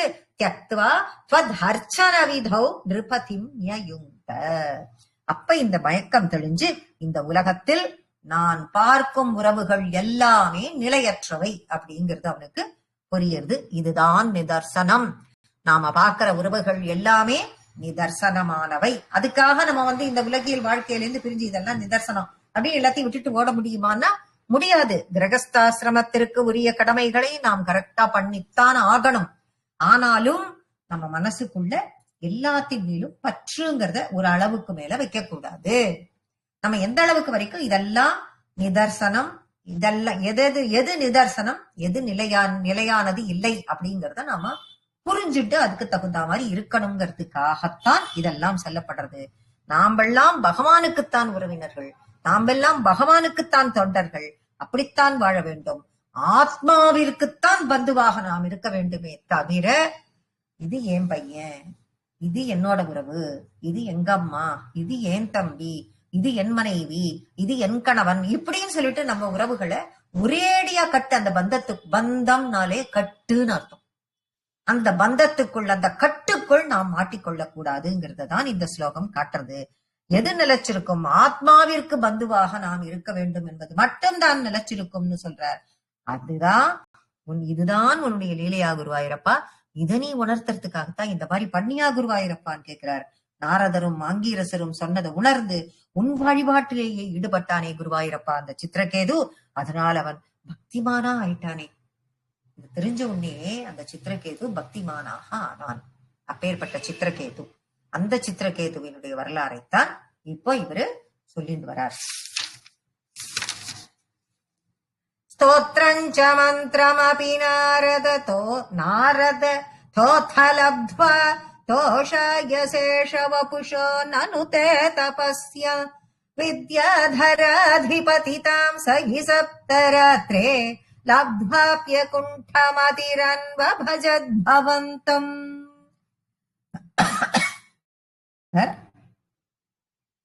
ஆதிசேஷனை குறித்த மந்திரத்தை படித்தேன். ஸ்தோத்திரம். இப்ப அவரு தியானம் பண்றதுக்கு வந்து விடுறாரு இல்லையா, பக்திமானா ஆயிட்டான் சித்திரகேது அப்படின்னு சொல்லிட்டு சொல்றாரு. எப்படி பக்திமானாக ஆனான் அப்படின்னா, இப்ப நாரதனும் அங்கீரசனும் தான் இதை கொண்டு, அங்கீரச ரிஷியும் தான் இதை கொண்டு காட்டுறா. இந்த ஜீவாத்மா அதற்குள்ள பற்று என்ன, அதிலிருந்து நாம் எப்படி நம்மை விடுவிட்டுக் கொள்வது அப்படிங்கிறத போன ஸ்லோகத்துல சொல்லி கொடுக்கிறா. அதற்கப்புறம் அதே நாரதர் இப்போ ஸ்தோத்ரா சோத்ரஞ்ச மந்திரம் அபி நாரதக அகலப்த்வா அப்படின்னு அதை பிரிச்சுக்கணும். ஸ்தோத்திரத்தையும் மந்திரத்தையும் இப்பொழுது சொல்லிக் கொடுக்கிறார். எதை குறித்த ஸ்தோத்திரம் மந்திரம்? ஆதிசேஷனை குறித்த. ஆதிசேஷனுக்கு சங்கர்ஷணன் அப்படின்னு ஒரு பெயர். ஆதிசேஷனை குறித்த ஸ்தோத்திரங்களையும் மந்திரங்களையும் நாரதனின் மூலமாக இந்த சித்திரகேது பெற்றுக்கொள்கிறான். பெற்றுக்கொண்டு குருவாயிரப்பா உன் வடிவமான அந்த ஆதிசேஷனை தோஷாய சேஷவபுசே, சேஷன் ஆதிசேஷன், சேஷவபுஷே நனுதே தபஸ்யன், அந்த ஆதிசேஷனை குறித்து தவம் செய்கிறான் சித்திரகேது. அந்த தவ வழிபாட்டில் ஈடுபடுகிறான். அப்ப அதன் பலனாக வித்யாதராதிபதிதாம் சகி சப்தராத்ரே, வித்யாதர பெண்களின் தலைவனாக ஆனான். வித்யாதரர்கள் அப்படின்னு தேவர்களுக்கு, அப்படி உள்ள தேவர்களுக்கெல்லாம், அப்படிப்பட்ட தேவர்கள், அவர்கள் அங்க இருக்கக்கூடிய பெண்கள், அவர்களுக்கு எல்லாம் அதிபதியாக ஆனான். வித்யாதர அதிபதிதாம் அப்படின்னு அதை பிரிக்கணும். அப்படி பிரிக்கும் பொழுது அவர்களின் வித்யாதரர்களுக்கு அதிபதியாக அவன் ஆகிறான். எவ்வளவு நாள்ல? சகி சப்தராத்திரி, ரொம்ப சீக்கிரமா. சப்தராத்திரி 7 ராத்திரியில. அப்ப அவனுடைய தவம் எப்படி இருக்குங்கிறத நம்ம பார்க்கணும். 7 ராத்திரிக்குள்ள இந்த நிலைமை அவனுக்கு வருது அப்படின்னா அவனுடைய தவம் எந்த அளவுக்கு ஸ்ட்ராங்கா இருந்திருக்குங்கிறத நாம புரிஞ்சுக்கணும். தலைவனாக ஆனான். அப்படி தலைவன் ஆன பிறகும் கூட அவனுக்கு திருப்தி வந்ததா அப்படின்னா, லப்த்வாப்ய குண்டமதிரன்வ பஜத்பவந்தம், திருப்தியே வரல அவனுக்கு. அப்படி பண்ண அப்புறமும் அவனுக்கு திருப்தி வரல. திரும்பவும் உன்னுடைய வடிவமான அந்த ஆதிசேஷனை, பஜத் பவந்தம், உன்னுடைய வடிவமான ஆதிசேஷனை அப்படியே கொஞ்சம் கூட விலகாத புத்தியுடன், கொஞ்சம் கூட இன்னண்ட நகராத அந்த புத்தியோட அதையே தியானித்து அந்த வடிவிலேயே, அந்த நிலையிலேயே இருந்தானே குருவாயிரப்பா. அப்படி அவனால இருக்க முடிஞ்சதே. எப்பேற்பட்ட பக்தி! அந்த பக்தியினுடைய மகிமையை சொல்ல வேண்டுமா? உன் மீது அவனுக்கு அப்பேற்பட்ட ஒரு பக்தியா குருவாயிரப்பான்னு கேட்கிறார். ஆமாம்னு சொல்றான் குருவாயிரப்பன். தஸ்மை மிருணால தவலேன சஹஸ்ரசீர்ஷ்ணா ரூபேண பத்தனுதி சித்த கணாவிருத்தேன பிராதுர்பவன்ன சிரதோனுதிபிஃ பிரசன்னஹ தத்வாத்ம தத்வமனுக்ருஹ்ய திரோததாத. தஸ்மை மிருணால. சரி, இப்ப குருவாயூரப்பனை நோக்கி, குருவாயூரப்பனே ஆதிசேஷனின் வடிவம். ஆதிசேஷனாகவும் ஒரு அம்சாவதாரமாக குருவாயூரப்பன் இப்பொழுது இருக்கிறான். அந்த ஆதிசேஷனின் ரூபத்தில் குருவாயூரப்பா உன்மீது அவன் செய்த அந்த தவத்தின் பலனாக தஸ்மை மிருணால தவலேன சகஸ்ர சீர்ஷ்ணா, அப்படி ஆதிசேஷனின் வடிவத்தில் நீ அவனுக்கு காட்சி கொடுத்தாய். அப்ப நீ எப்படி இருந்த? மிருணால மிருணால தவலேன, மிருணால தவலேன அப்படின்னா ரொம்ப சாஃப்டான தாமரை தண்டு அப்படியே வெள்ள வெளியேறு இருக்கும். இப்ப சகஸ்ர சீர்ஷ்டான்னா 1000 தலை கொண்ட, அப்ப 1000 தலையை விரிச்சுண்டு அப்படி ஒரு காட்சி கொடுக்கும் பொழுது உள்ளுக்குள்ள இருக்கிற பாகம், அந்த தலைக்கு உள்ளுக்குள்ள இருக்கிற பாகம் அப்படி வெண்மையா காட்சி தரும். கற்பனை பண்ணி பாத்தீங்கன்னா தெரியும். அப்படி வெண்மையா காட்சி தரக்கூடிய அந்த பாகம் எப்படி இருக்கு அப்படின்னு பட்டத்திரி எழுதுறாரு அப்படின்னா, மிருளால தவலேன அது எப்படி இருக்குன்னா தாமரை தண்டுக்குள்ள இருக்கக்கூடிய அப்படியே வெண்மையான பகுதி அப்படியே படர்ந்த 1000 இதழ்களாக அப்படி காட்சி தருவதை போல அப்படி இருக்கே. அப்படி வெளுத்து இருக்கக்கூடிய அந்த 1000 தலையோட கூட அப்படி இருந்தது, அப்படி இருந்தது. நீ அப்படி இருந்த நிலை எப்படி இருந்த? நீ அப்படி 1000 தலையோட கூட அப்படியே வெளுத்து ரொம்ப சாஃப்டா இருக்கக்கூடிய தாமரை தண்டின் வடிவத்தை ஒத்து காணப்பட்டாய். அப்படி இவாளே அதோட இல்லாம நீ எப்படி இருந்த? அப்படி நீ காட்சி கொடுக்கும் போது உன்னை யாரெல்லாம் துதி பாடிட்டு இருந்தா அந்த ரூபத்துல? பத்தனுதி சித்த கணாவிருத்தேன, சித்தர்களின் கூட்டம். கணாவிருத்தேன சித்த கணம், சித்தர்களின் கணங்கள் கூட்டங்கள் உன்னை துதி பாடிட்டு இருந்தா அந்த நேரத்துல. அப்படி நீ காட்சி கொடுக்கிற. அப்படி ஒரு காட்சி அவனுக்கு முன்னாடி தோன்றது. அவன் உன்னை பார்க்கிறான். சித்திரகேது செய்த ஸ்தோத்திரத்தின் பலன் நாரதரும் அங்கீரச முனியும் உபதேசம் பண்ண அந்த ஸ்தோத்திரம், அந்த ஸ்தோத்திரத்தின் மூலமாக அவன் செய்த தபம், அந்த தவத்தின் பலனாக நீ இப்படி காட்சி கொடுத்தாய். அப்பொழுது அவன் ரொம்ப சந்தோஷம் அடைகிறான். பிராதுர் பவன் அச்சிரதோ நுதிவி பிரசன்னக, ரொம்ப பிரசன்னமாயிட்டான். நீ பிரசன்னமாக காட்சி அளித்தாய், அவனும் பிரசன்னமானான், சந்தோஷம் அடைந்தான். தத்வாத்ம தத்துவம் அனுகிரக, ஆத்ம தத்துவம் தத்வா அப்படின்னு அதை எடுக்கணும். அப்ப ஆத்ம ஞானத்தை நீ அவனுக்கு உபதேசித்தாய். அப்ப 1000 தலை கொண்ட சிகாமணியாக வந்து ஞானஸ்வரூபனாக இருந்து ஆத்ம தத்துவம் தத்வா அப்படின்னு நம்ம அதை பின்னாடி போடணும். நம்ம பின்னாடி போடும்பொழுது அந்த ஆத்ம தத்துவத்தை உபதேசம் செஞ்சியே அவனுக்கு. ஜீவாத்மா பரமாத்மாவுக்கு தொண்டன். எப்படி உபதேசம் பண்ண நீ? ஜீவாத்மா பரமாத்மாவுக்கு தொண்டன், பரமாத்மாவுக்கு சேவை செய்வதற்காகவே உள்ளவன் அப்படிங்கிற தத்துவத்தை அவனுக்கு உணர்த்தினியே. அப்படி பண்ணிட்டு அவனுக்கு அனுகிரகம் பண்ணிட்டு ஆதிசேஷ வடிவமான நீ அனுகிரக திரோததாத, அப்படி நீ அனுகிரகம் பண்ணிட்டு அந்த இடத்திலிருந்து நீ மறைஞ்சிட்ட குருவாயிரப்பா அப்படின்னு சொல்லி சொல்றார் பட்டத்திரி. 4வது ஸ்லோகத்திலிருந்து 7வது ஸ்லோகம் வரை ஆதிசேஷனாக ஆத்ம தத்துவத்தை உபதேசித்தார் அப்படிங்கறத இந்த சோஸ்திரத்துல பட்டத்திரி சொல்றார். தத்பக்த மௌளிரத சோபிச்ச லக்ஷ லக்ஷம் வருஷாணி ஹர்ஷுலமன புவனேஷு காமம் சங்கபயன் குணகணம் தவ சுந்தரிபிஹி சங்கதிரேகரகித லலிதஞ்சசார. அதுக்கப்புறம் என்ன? பக்த மௌலிஹி அதசோபிச்ச லக்ஷ லக்ஷம். அதுக்கப்புறம் பக்த உன்னுடைய பக்தனின் பக்தர்களில் தலை சிறந்தவனான சித்திரகேது. அப்ப அவருடைய பக்தர்களில் தலை சிறந்தவனான, அப்ப தலை சிறந்தவனாக ஆகிட்டான் சித்திரகேது. எப்படி? லட்சக்கணக்கான வருடம் எல்லா அவளை போல எப்படி இருந்தான், எவ்வளவு ஹாப்பியா இருந்தான்னா அப்படி தலை சிறந்தவனா ஆன அந்த சித்திரகேதுவானவன் லட்சக்கணக்கான வருடங்கள், வருஷாணி அத்தனை வருஷங்கள் ஹர்ஷுலமனா ரொம்ப சந்தோஷத்தோட புவனேஷு காமம், அப்படி புவனம் முழுவதும், இந்த புவனங்கள் முழுவதும் சஞ்சாரம் பண்ணா. எப்படி சஞ்சாரம் பண்ணா? சந்தோஷமாக அவன் இஷ்டப்படி எல்லா உலகங்களிலும் அவன் விருப்பப்படி அவன் சஞ்சரித்தான். எதுக்காக? சங்காபயன் குணகணம் சவ சுந்தரேபிகி. அவன் சும்மா ஊர் சுத்தி பார்க்கவா போனா? இல்ல, பகவத்குணங்களை பாடுவதற்காக. அப்படிப்பட்ட உன்னுடைய குணத்தில் எவ்வளோருக்கு உன்னுடைய குணங்கள், உன்னுடைய திவ்ய குணங்கள்லாம் என்ன, அதை பற்றி எல்லாம் பாடி எல்லோருக்கும் அது எல்லாரும் அதை கேட்கட்டும் காதால, எல்லாருக்கும் உபதேசம் பண்ணணும்லாம் அவன் போகல. பாடக்கூடிய அந்த பகவத் குணங்களை இவன் பாட பாட எல்லாரும் சிரவணம் பண்ணட்டும். அதையெல்லாம் பாட பாட பாட வித்யாதர பெண்கள், வித்யாதரர்களுக்கு அதிபதியாக ஆன் இல்லையா, அந்த வித்யாதர பெண்களுக்கு அவர்களுக்கு சொல்லிக் கொடுத்து அவர்களையும் பாட வைத்தான்.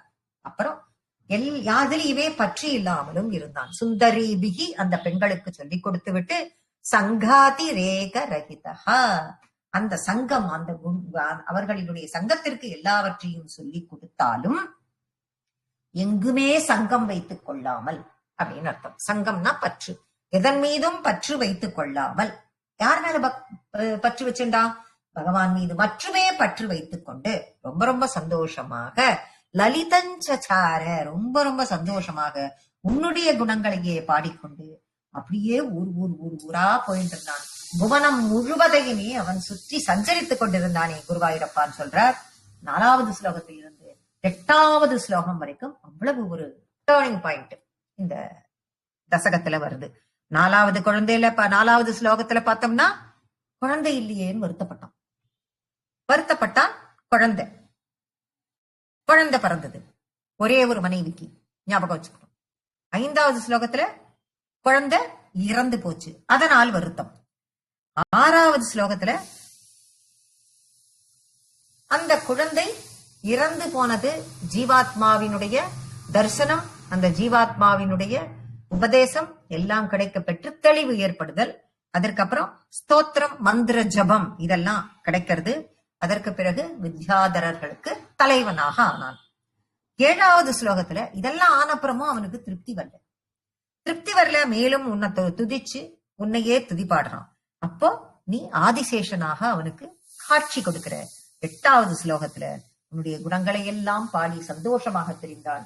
வித்யாதர பெண்களுக்கெல்லாம் பாட்டுக்களை கற்றுக் கொடுத்து அவர்களை பாட வைத்து வேறு எதிலும் பற்றி இல்லாமல் இந்த உலகத்தில் சுற்றி திரிந்தான், சஞ்சாரம் பண்ணான். இந்த உலகம் முழுவதும் உன்னுடைய குணங்களை பாடுவதற்காகவே அவன் சஞ்சாரம் பண்ணினான் அப்படின்னு இந்த 4லிருந்து 8வது ஸ்லோகம் வரைக்கும். 9வது ஸ்லோகத்தில் காட்சி மாற்றம் என்ன ஆறுது? இந்த நிலையில் இருந்தவன் இப்படியே இருந்திருந்தான்னா எவ்வளவு நன்னா இருந்திருக்கும் அவனோட லைஃப். யானைக்கும் அடிசருக்கும் அப்படிங்கிறது இதுதான். ஒரு சின்ன மிஸ்டேக் ஒண்ணு பண்றான். மிஸ்டேக் பண்ணா அவனுக்கு ஒரு சாபம் வந்துடுறது. அதுதான் என்ன மிஸ்டேக் அப்படிங்கறது 9வது ஸ்லோகத்துல பாக்குறோம். அத்யந்த சங்க விலயாய பவத் பிரணுன்னஹ நூனம் சரோப்ய கிரிமாப்ய மகத் சமாஜே நிசங்கமங்க கிருதவல்லபவங்கஜாரிம் தம் சங்கரம் பரிகசன்னுமய அபிஷேபே. எந்த சித்திரகேது பற்று இல்லாமல், எந்த சித்திரகேது பற்றே இல்லாமல் இருந்தான் அப்படின்னு சொன்னோம் இல்லையா, அந்த சித்திரகேது. புவனம் முழுவதும் சுத்தின்னு இருந்தான், சஞ்சரிச்சுட்டு இருந்தான்னு சொன்னோம் இல்லையா, அந்த சித்திரகேது.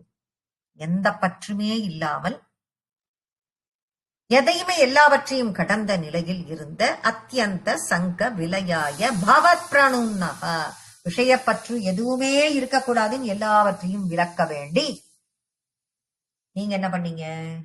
அவன் இருக்கக்கூடாதுன்னு அந்த நிலையையும் விரும்பி நீ என்ன பண்ண குருவாயூரப்பா? அவனை தூண்டின. எல்லாம் இவருடைய லீல. அவனை தூண்டி அவனுக்கு என்ன பண்ற? ரூபியகிரி கிரிம் ஆப்ய மகத் சமாஜே. வெள்ளிமலை என்று சொல்லக்கூடிய இமயமலையில் அவன் போறான். எல்லா நிலையையும் கடந்து அந்த நிலையையும் கடக்கணும்ன்ற சிச்சுவேஷனுக்கு முன்னால் தூண்டப்பட்டான் அப்படின்னு சொல்றாரு இங்க குருவாயூரப்பன். முன்னால் தூண்டப்பட்டு அங்க போறார். எங்க போறான் சித்திரகேது? இப்ப இமயமலைக்கு போறான். இமயமலைக்கு இவன் கைலாய மலைக்கு போறான். போற நேரத்தில் அங்கு என்ன நடந்துட்டு இருக்கு? மகத் சமாஜே, மிகப்பெரிய ஒரு சபை ஒன்று நடந்துட்டு இருக்கு. நிஷங்கமங்க கிருதவல்லபம் அங்கஜாரி அப்படின்னு அதை பிரிச்சுக்கணும். நிசங்கம் அங்க கிருத. அப்ப அந்த இடத்துல அந்த சங்கத்தில் மிகப்பெரிய மகாசபை ஒண்ணு நடந்துட்டு இருக்கு. அந்த சபையில் சிவபெருமான் என்ன பண்ணிட்டு இருக்கார் அப்படின்னா, பார்வதி தேவியை தன்னுடைய வாமபாகத்தில், எப்பொழுதும் அவருடைய இடது பக்க பார்வதி இருக்கக்கூடியவள் தன்னுடைய இடது தொடையில் அமர்த்தி கொண்டு ரிஷிகள் சூழ, ரிஷிகள் எல்லாரும் அவர்கிட்ட உபதேசம் வாங்கிட்டு இருக்கா. இவருடைய டவுட்ஸ் எல்லாம் கேட்டா அவர் கிளியர் பண்ணிட்டு இருக்காரு. அங்க சபை, மிகப்பெரிய சபை நடந்துட்டு இருக்கு. அப்படின்னாலே என்ன கொஸ்டின்ஸ் ஆன்சர்ஸ் இதெல்லாம் நடந்துட்டு இருக்கும் இல்லையா. தேவையானவைகளை அவர் உபதேசம் பண்ணுவார். இவாள்லாம் கேட்டுப்பா, கத்துப்பா, தெரிஞ்சுப்பா, இதெல்லாம் அங்க நடந்துட்டு இருக்கு. அத்தனை ரிஷிகள் அங்க இருந்துட்டு தானே இருக்கா. இருந்துட்டு இருக்கும் பொழுது பார்வதி தேவியை தன்னுடைய இடது மடியில் அமர்த்தி கொண்டு இவர் அவளுக்கெல்லாம் சொல்லிட்டு இருக்கார். தத்துவங்களை எல்லாம் சொல்லி கொடுத்துட்டு இருக்கார், சொல்லி கேட்டு இருக்கா அவள்லாம், இவரும் சொல்லிட்டு இருக்கார். தம் சங்கரம் பரிஹசன். முடிஞ்சு போச்சா? இதை இவன் பார்த்தான். யார் பார்த்தா? சித்திரகேது இதை பார்க்கலாம். சித்திரகேது அங்க போய் அதை பார்க்க, அந்த நிலையை பார்த்து, என்னடா இது, சிவபெருமானுக்கு கொஞ்சம் கூட கூச்சமே இல்ல. யாரு நினைக்கிறது? சித்திரகேது. யாருக்கு கூச்சம் இல்லைன்னு? சிவபெருமானுக்கு. இவ்வளவு பெரிய சபை நடக்கிறது, இத்தனை ரிஷிமார்கள் இருக்கா, எல்லாவற்றையும் துறந்த முனிவர்கள் இத்தனை பேர் இருக்கிற இந்த சபையில பார்வதி தேவிய மடி மேல உட்காத்தி வச்சுட்டு ஒரு தத்துவத்தை போதிச்சுட்டு இருக்க. ஐய, கொஞ்சம் கூட கூச்சமே இல்லையா? கொஞ்சம் கூட சபநாகரிகமே இவருக்கு யாருக்கு? இவன் சொல்றது சபநாகரிகமே இல்லையா? இவ்வளவு ரிஷி கூட்டம் இருக்கும் பொழுது பார்வதிய மடி மேல வச்சுட்டு இருக்காரே அப்படின்னு சொல்லிட்டு, இப்படி வச்சுட்டு பேசலாமா அப்படின்னு சொன்ன உடனே மன்மதனையே அவனுக்கு புத்தியில உரைச்சுதா? மன்மதனையே எரித்தவன் அந்த பரமேஸ்வரன் தெரியணுமா வேண்டாமா? தோணணுமோ இல்லையோ சித்திரகேதுவுக்கு? தோணல. மன்மதனையே எரித்த அந்த பரமேஸ்வரனுக்கு பார்வதியை அமர்த்தி கொண்டிருக்கும் பொழுது மன்மத வாசனை வருமா அப்படிங்கிற ஒரு கொஸ்டின் வரணுமா வேண்டாமா? அவன் மனசுல தோணணுமா வேண்டாமா? அத புரிஞ்சுக்காம சங்கரரான சிவபெருமானை பரிகசித்தான். பரிகசன் உமையாபிஷேபே, உமையை கூட வைத்துக் கொண்டிருப்பதை ஏளனம் பைனான். அடுத்தவாளை பத்தி எண்ணாம, அது கடவுளாகவே இருந்தாலும் கூட என்ன கடமையோ, நம்மளுக்கு என்ன தர்மமோ அதை மட்டும் தான் நம்ம நினைக்கணும். அதுலதான் நம்ம கவனமா இருக்கணும். அடுத்தவாளை பத்தி, அது கடவுளாக இருந்தாலும் சரி, கடவுளே இல்லாமல் மனிதனாக இருந்தாலும் சரி, யாராகவே இருந்தாலும் நம்ம என்ன வேலையா வந்தோம், நம்மளுடைய கவனம் என்ன, நம் தர்மம் என்ன, நாம மனசளவுல கரெக்டா இருக்குமா, மனசாட்சிக்கு விரோதம் இல்லாமல் நாம் இருக்கிறோமா, அதில் மட்டும் கவனம் செலுத்தல் வேண்டும், கவனமாக இருக்க வேண்டும்ங்கிறது இந்த ஸ்லோகத்துல நமக்கு லெசன், மெசேஜ். இத கேட்ட பார்வதி, கேட்கிறாளா? இவன் சொல்றத பார்வதி இத கேட்கிறா. கேட்ட உடனே இவனுக்கு சாபம் கொடுத்துடுறா. அசுர சுபாவம் உள்ளவனே, இப்படிதான் கூப்பிடுறா பார்வதி. பார்வதி எப்படி கூப்பிடுறா? ஒரு அசுரனுக்கு தான் இப்படி புத்தி இருக்கும். அசுர புத்தி உள்ளவனே, அசுர சுபாவம் உள்ளவனே, நீ அசுரனாக இரு, அசுரனாக அசுரத்தன்மையோட அசுரனாகவே பிறப்பாய் அப்படின்னு சொல்லி ஒரு சாபம் கொடுத்தாள். அதுதா ஒழுங்கா நன்னா இருந்தவனுக்கு ஒரு சின்ன மிஸ்டேக் பண்ண போக அது என்ன விதமா பெற்றுக்கொண்டான். சாபம் வந்துடுது. வந்த பிறம் சாபம் வந்துடுதுன்னு சொல்லிட்டு அவன் வருத்தப்பட்டான். சாபம் வந்த பிறகு கொடுத்தது உமையாள் ஈஸ்வரன் அப்படின்னு புரிஞ்சுட்டு அவளுக்கே திருப்பி அட்டாக் பண்ணானா? என்ன பண்ணான் அப்படின்னு சொல்லிட்டு பாக்குறதுதான் இந்த 10வது ஸ்லோகம். நிசம்பிரமஸ்வயமயாசித சாபமோக்ஷக ருத்ராசுரத்வமுபகம்ய சுரேந்திரயோதி பக்த்யாத்மதத்வகதனை சமரே விசித்ரம் சத்ரோரபி பிரமமபாஸ்ய கதப் பதந்தே. ஆனால் சித்திரகேது வருத்தப்படவில்லை. சாபம் வந்த பொழுதும் கலங்காமல் நிசம்பிரமஸ்வயம் அயாச்சித சாப மோக்ஷக, அப்ப சாபம் வந்த போதும் கொஞ்சம் கூட கலங்கவில்லை. ஆமாம், நாம செஞ்சது தப்பு, நாம செஞ்சதுக்கு தண்டனையை அனுபவிச்சுத்தான் ஆகணும். அப்ப இந்த சாப விமோச்சனம் அடைவது எப்படி, அதற்கு பிராயச்சித்தம் செய்வது எப்படி, அப்படி அந்த நிலைமைக்கு யோசிக்க ஆரம்பிச்சுட்டான். சரி, இதுக்கு பிராயச்சித்தம் பண்றேன் நானு, இதுக்கு ஏதாவது மாற்று கருத்து இருக்கா, இந்த சாபத்துக்கு ஏதாவது சாப விமோச்சனம் பண்ணணுமா, என்ன ஏதுன்னா அவன் ஒண்ணுமே கேட்கல. இந்த சாபத்திற்குரிய தண்டனையை தான் அனுபவிப்பதாக ஏற்றுக்கொண்டான். எப்படி அப்படின்னா, விருத்தாசுரத்வம் உபகம்ய சுரேந்திர யோதி, அசுரனாக போன்தானே சொல்லிடுறா பார்வதி. அப்ப அந்த விருத்தாசுரன் அப்படிங்கிற அசுரனாக பிறந்து யாரோட போர் புரிகிறான்? உபகம்ய சுரேந்திர, சுரேந்திரன்னா யாரு? இந்திரன். சுரேந்திரனோடு போர் புரிந்தான். அப்ப சுரேந்திரனோடு போர் புரிந்தான். இப்ப பிராயச்சித்தம் தேடுறதுக்காக தனது பக்தி ஆத்ம தத்துவ உபதேசம், ஏற்கனவே இவன் எப்படி இருந்தான், பகவான் மீது அவ்வளவு பக்தியோட இருந்தவன், ஆத்ம தத்துவத்தையே உபதேசம் பெற்றுக்கொண்டவன், தெரிஞ்சுண்டவன், எல்லா விதத்தையும் பெற்றுண்டவன், நிறைய ஸ்தோத்திரங்களாலும் மந்திரங்களாலையும் உபதேசம் வாங்கிட்டவன் 7 ராத்திரியில. பண்ணி வித்யாதரர்களுக்கெல்லாம் தலைவனாக இருந்தவன். அப்பேற்பட்டவன். அந்த உபதேசம் எல்லாம் அவனுக்கு இருந்த காரணத்தினால அசுரனாக பிறப்பெடுத்த போதும் அத்தனையும் அவனும் ஜெராக்ஸ் காப்பியா இருந்தது. இத இவன் போய் உபதேசம் பண்றான். எங்க உபதேசம் பண்றான்? அந்த ஜெராக்ஸ் காப்பியா தனக்குள்ள இருக்கக்கூடிய அந்த ஆத்ம தத்துவ உபதேசங்களை இவன் எங்க உபதேசம் பண்றான் அப்படின்னா, பக்திய ஆத்ம தத்துவ கதனை சமரே விசித்திரம். அந்த பக்தி, அந்த ஆத்ம தத்துவம் எல்லாவற்றையும் எங்க பண்றான்? சமரே, யுத்த கஷேத்திரத்தில் உபதேசம் பண்றானோ. எங்க யுத்தம் பண்றான்? இந்திரனோட யுத்தம் பண்ணிட்டு இருக்கான். இந்திரனோட யுத்தம் பண்ணிட்டு இருக்க அந்த நேரத்தில் அங்க தேவர்கள் கிட்ட, தனக்கு எதிரியான தேவர்கள் கிட்ட தன்னுடைய வரலாற்றையே சொல்லி, விசித்திரமா இருக்கு எல்லாருக்கும். என்னடா இது, இவனுடைய வரலாற்றையே இவன் சொன்னாலே அப்படின்னு சொல்றானே அப்படின்னு எல்லோரையும் காது கொடுத்து கேட்க வைத்தான். என்ன ஒரு சாமர்த்தியம் பாத்துக்கோங்க. அப்படி அந்த யுத்த கஷேத்திரத்தில் சமரே விசித்திரம், விசித்திரமா இருந்தது எல்லாருக்கும். இவனுடைய வாழ்க்கை தத்துவத்தை, ஆத்ம தத்துவத்தை எல்லாவற்றையும் அந்த எதிரிகளுக்கு அவன் சொல்றான். எல்லாவற்றையும் சொல்ல சொல்ல சொல்ல அவர்களும் கேட்டு எதிரிகளின் அறியாமையை போக்கினான். எதிரிகளின் அறியாமையை போக்கிடுறான். அறியாம போகும்பொழுது அவ, அறியாமைன்னா என்ன அர்த்தம்? அஞ்ஞானம்னு அர்த்தம். அஞ்ஞானம் அவளுக்கு இருந்த அறியாமையை போக்க போக்க அஞ்ஞானம் போய் ஞானம் பிறக்கிறது. அவர்கள் ஞான உபதேசத்தில் அது கொண்டு முடிஞ்சுது.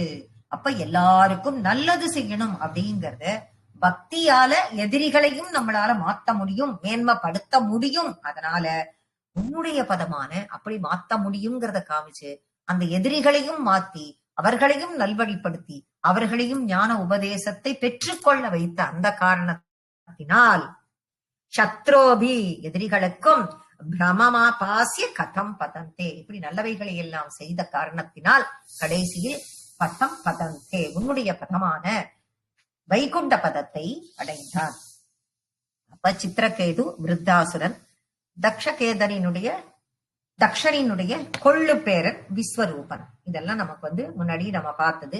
இதுல பாகவதத்துல சொல்லி இருக்கிற ஒரு சின்ன இந்த 3வது ஸ்லோகத்துல இருக்கிற விஸ்வரூபனுக்கும் இப்ப இருக்கிற இந்த விருத்தாசுரனுக்கும் ஒரு கனெக்ஷன் இருக்கு. இப்ப அப்படியே எல்லாத்தோட கனெக்ஷனும் ஒண்ணா இதுல முடியும். இந்த இந்திரன் விஸ்வரூபன் ஆச்சாரியனா எடுத்துக்கிறான் இல்லையா? ஒரு ஆச்சாரியனுக்கு பங்கம் விளைவிச்ச காரணத்தினால இன்னொரு ஆச்சாரியனை பிரம்மா தேர்ந்தெடுக்க சொன்னார் என்ற காரணத்தினால் விஸ்வரூபனை ஆச்சாரியனாக பிரகஸ்பதி காணாமல் போன பிறகு அப்பாயின் பண்ணிக்கிறான். அந்த விஸ்வரூபனுடைய அனுகிரகத்தால் இந்திரன் அசுரனை தோற்கடித்தான். அதுக்கப்புறம் வெற்றியை கொண்டாட, இந்த வெற்றி பெற்றாச்சே, இந்த வெற்றியை கொண்டாடணும் இல்லையோ, அதுக்கு ஒரு யாகம். அந்த யாகத்திற்கு விஸ்வரூபனை ஆச்சாரியனாக நியமிக்க, அவன் யார்? இந்த விஸ்வரூபன். இந்த விஸ்வரூபனை ஆச்சாரியனாக நியமிக்க அந்த ஆச்சாரியன் தான் யாகத்துல ஆகுதி கொடுக்கிறார். ஆகுதி கொடுக்கும் பொழுது இந்திராய ஸ்வாஹா, வருணாய ஸ்வாஹா, அக்னயே ஸ்வாஹான்னு மனதில் இந்திரனையும் வருணனையும் அக்னியையும் நினைத்தானா அப்படின்னா, அங்க இந்திரன் இவாளுக்கு கொடுக்கறதெல்லாம் அவளுக்கு ஆகாரமா போகும். இந்திரனுக்கோ வருணனுக்கோ அக்னிக்கோ வயிற்றுக்கு எதுவுமே விழவே இல்லை, ஆகாரமே வரல. என்னடா ஆச்சு, இவன் என்னமோ அப்போல இருந்து யாகம் பண்ணிட்டு இருக்கான், கொஞ்சம் கூட நம்ம வயிற்றுக்கு விழலையே, கொஞ்சம் கூட நமக்கு எதுவுமே ரொம்பின மாதிரி தெரியலையே, அவன் நான் நன்னா தானே சொல்லிட்டு இருக்கா மாதிரி இருக்குன்னு சொல்லிட்டு அப்புறம் இந்திரன் ஆகப்பட்டவன் என்ன பண்ணினான் அப்படின்னு பார்த்தா, அவன் மனதிற்குள் சென்று பார்த்தான். யாரோட மனசுல? இந்த விஸ்வரூபனின் மனதிற்குள் சென்று உள்ள போய் பாக்குறான். உள்ள போய் இவன் என்ன, இவன் உதடு சொல்றதே மனசு என்ன நினைக்கிறது அப்படின்னு பார்த்தால், விஸ்வரூபன் மனசுல அசுரர்களை நினைச்சுட்டு இருக்கான். வாயால தேவர்களோட பேர் வருது, மனசுல இருக்கிறது பூரா அசுரனோட பேர். ஏன் காரணம் அப்படின்னா, விஸ்வரூபனுடைய அம்மா அசுர குலத்தை சேர்ந்தவள். அதனால அவன் என்ன பண்ணிட்டான், யாகம் பண்ணும்போது மாமாவெல்லாம் நினைச்சுட்டான். வாய் இந்திரனையும் வருணனையும் அக்னியையும் உச்சரித்தாலும் மனசு அவ மாமா பேரெல்லாம் உச்சரிக்கிறது. அதெல்லாம் கவனத்துல கொண்டு, ஆஹா, மனசுல நினைச்சுண்டு இவன் ஆகுதி கொடுக்கல, வாயால நினைச்சுண்டு ஆகுதி கொடுக்கிறான் அப்படின்னு நினைச்சு இவனை உடனே என்ன பண்ணிட்டா, இவனை வதம் செய்தார்கள். அந்த வதம் செய்த காரணத்தினால் பிரம்மஹர்த்தி தோஷம் விடுறது. தோஷம் வந்த காரணத்தினால் இதை அறிஞ்ச துவேஷ்டா, அவனுடைய தந்தையானவன் துவேஷ்டான்னு சொல்லிட்டு முன்னாடியே நம்ம பார்த்தோம், இந்திரனை வதம் செய்ய ஒரு புதல்வன் வேண்டி யாகத்திற்கு போனான். அப்படி யாகத்தில் பிறந்தவன் தான் இந்த விருத்தாசுரன் அப்படின்னு அதோட கனெக்ஷன் இதோட கனெக்ஷன் இப்படி இங்க முடிக்கிறார். இன்னும் மருத்துக்கள் தான் யாருன்னு சொல்லிட்டு நம்ம பார்க்கணும். தத்சேவனேன திதிரீந்திர வதோத்யதாபி தான் பிரத்யுதேந்திர சுஹ்ருதோ மருதோபிலேபே துஷ்டாஷயேபி சுபதைவ பவன் நிஷேபா தத்தாத்ருஷஸ்த்வமவமாம் பவனாலயேஷ. திதிக்கு எப்படி மருத்துக்கள் பிறந்தனர் அப்படிங்கிறது தான் இது. மருத்துக்கள் தான் யார் அப்படிங்கறத நம்ம வருவோம் பின்னாடி. அசுரர்களினுடைய தாய், அவளுக்கு பேர் திதி. அதிதி திதி அப்படிங்கிறவா ரெண்டு பேரும் கஷ்யப முனிவரினுடைய மனைவிகள். அதிதிக்கு பிறந்தவர்கள் தேவர்கள், திதிக்கு பிறந்தவர்கள் அசுரர்கள். இந்த திதி என்ன பண்றா, தேவர்களே எப்பயுமே வின் பண்ணிட்டே இருக்கா. நாம வெற்றி பெறணும் அப்படின்னு, நம்ம பசங்க வெற்றி பெறணும் அப்படின்னு ஆசை திதி தேவிக்கு. அதனால அத மாதிரி வெற்றி பெறக்கூடிய ஒரு மகன் தனக்கு வேணும் அப்படின்னு கஷ்யப முனிவர்கிட்ட போய் கேட்கிறான். தன்னுடைய கணவனான கஷ்யப முனிவர்கிட்ட கேட்க, அனுகிரகம் பண்ணுங்கோ அப்படின்னு சொல்லிட்டு அவ கேட்கிறான். அந்த மாதிரி கேட்கும் பொழுது கஷ்யப முனிவர் என்ன பண்றார், நீ போய் உடனே பகவான போய் இதுக்கெல்லாம் என்ன நாராயணன் கிட்ட போய் கேளு, அவர்கிட்ட போய் கேளு, அவர்கிட்ட போய் அனுகிரகம் பண்ணு, பெத்துண்டு வா சொல்றார். அப்படி உன்னை குறிச்சு ஒரு வருஷ காலம் அவ தவம் பண்றா. யார குறிச்சு? குருவாயூரப்பா உன்னை குறிச்சு எவ்வளவு நாள் தவம் பண்றா? சேவனேன உன்னை குறித்து. திதிஹி இந்திர, திதியானவள் இந்திர வதோத்ய தாபி, இந்திரனை வதம் செய்ய வேண்டும் என்பதற்காக தான் பிரத்யுதேந்த சுகிருதோ மருதோ அபிலேபே, வதம் செய்ய வேண்டும் என்ற காரணத்தினால் அவள் தவம் பண்ண சொல்றார் அவர். அதுக்காக நீ போய் அங்க அனுகிரகம் பண்ணுன்னு ஒன்ன நினைச்சு அவன் தவம் செய்தாளே குருவாயூரப்பா. ஒரு வருஷ காலம் அவ வழிபாடு செய்தா. என்ன பிரார்த்திச்சா? இந்திரனை வதைக்கிறதுக்கு எனக்கு ஒரு மகன் வேணும் அப்படின்னா. குருவாயூரப்பா உன்னுடைய லீலையே லீல. நீ என்ன பண்ண தெரியுமோ, இந்திரனுக்கு உதவியா இருக்கா மாதிரி ஒரு 49 மருத்துக்கள் அவளுக்கு பிறக்கிற மாதிரி நீ பண்ணிட்ட. யாராவது உங்ககிட்ட தப்பா கேட்டாலோ, உங்ககிட்ட யார் ஒருவர் தவறாக எனக்கு இது வேணும் அப்படின்னு கேட்டு உங்ககிட்ட தியானம் பண்ணாலோ, தவம் பண்ணாலோ, சங்கல்பம் வச்சிருந்தாலோ, அது தப்பாக இருந்தால் அவளுக்கு நல்லது நடக்கணும்னு சொல்லிட்டு தான் நீ நினைப்ப. அதுதான் உன்னுடைய லீலை அப்படின்னு சொல்லி அப்ப என்ன சொல்றார், துஷ்டாஷயேபி, அவர்கள் துஷ்டராக இருந்த போதிலும், துஷ்டத்தனமாக மனதில் நினைத்திருந்தாலும், சுபதைவ பவன் நிஷேவா, அது சுபமாக மாறக்கூடியது போன்று உன்னுடைய செயல்கள் எல்லாமே இருக்கும். அது உன்னுடைய லீலை குருவாயூரப்பா அப்படிங்கிறார். எப்படி அப்படின்னு பார்த்தால் அதுக்குதான் என்ன சொல்றாருன்னா, யாம் வந்த காரியம் ஆராய்ந்து அருள் அப்படின்னு ஆண்டாள் சொல்றாள்ல, என்ன காரியத்திற்காக நாம் வந்திருக்கிறோம் அப்படின்னு ஆராய்ந்து அருள். ஆராய்ந்து நம்ம கேட்டது திதியானவள் இந்திரனை வதைக்க ஒரு மகன். ஆனால் இவர் செய்தது அது கெடுதல், அந்த மாதிரி நடக்கக்கூடாது அப்படிங்கிறதுக்காக அந்த திதியின் மைந்தனையே 49 மருத்துக்களாக இந்திரனுக்கு உதவக்கூடிய சகோதரர்களாக, சகோதர பற்று உள்ளவனாக மாற்றி கொடுத்தாயே குருவாயூரப்பான்னு சொல்றார். அது என்ன 49 கணக்கு. அவள் அப்பொழுது ஒரு குழந்தையை வயிற்றில் வைத்துக் கொண்டிருக்கிறாள். வச்சிருக்கும் பொழுது பும்சவன விரதம் அப்படின்னு அதுக்கு பேர். அந்த விரதத்திற்கு அந்த விரதம் பும்சவன விரதம் அப்படின்னு பேரு. அந்த விரதத்தை ஒரு வருட காலம் அனுஷ்டிக்க சொல்லி கஷ்யப முனிவர் சொல்லுகிறார். இந்த விரதங்கள் எல்லாம் நம்ம அனுஷ்டிக்கிறோம் அப்படின்னாக்க, நம்ம எதையாவது ஒண்ணு வேண்டி பலனை எதிர்பார்த்து ஒரு விரதத்தை அனுஷ்டிக்கணும்னா ரொம்ப கேர்ஃபுல்லா, ஒரு சின்ன தப்பு கூட வராம நம்ம அந்த விரதத்தை அனுஷ்டிக்கணும். எனக்கு இது வேணும் அப்படின்னு நீ சங்கல்பம் பண்ணி பகவானை கேட்டுட்டு நீ ஒரு விரதத்தை பண்ற அப்படின்னா, ஒரு சின்ன தப்பு கூட நீ பண்ற விரதத்துல வரக்கூடாது.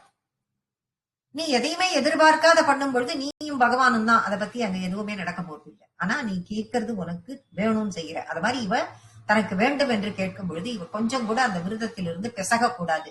அந்த மாதிரி இருக்கக்கூடிய ஒரு நிலையில் ரெண்டு விதமாக சொல்லப்படுகிறது. ஒரு நாள் சந்தை காலத்துல அவ தூங்கி போயிட்டா. நம்ம குடும்பங்கள்ல இதெல்லாம் இன்னைக்கு காலத்துல எல்லாரும் நீங்க எல்லாம் கேட்டிருக்கீங்களா இல்லையான்னு தெரியல.